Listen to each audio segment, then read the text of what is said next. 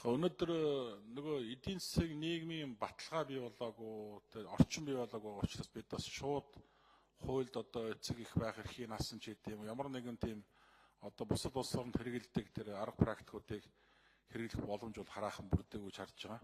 Тийм учраас зүгээр одоогор бол зөрчлийн тухай хууль дээр бол торгох одоо шийтгэлийг ногдуулахаар ингэж орсон байгаа. Уг нь бол энэ түрүү саран гэрэл гишүүний яриад байгаа тэр асуудал дээр эцэг эхийн торгох одоо шаардлагатай бол одоо гэмтэргийн одоо эрүүгийн хуулиар хариуцлага хүлээлгэх Америкт бол жишээ нь эцэг их байх эрхийн төтгөл зүйлийг хасах гээд маш олон шийтгэлийн хэлбэрүүд байдаг л да.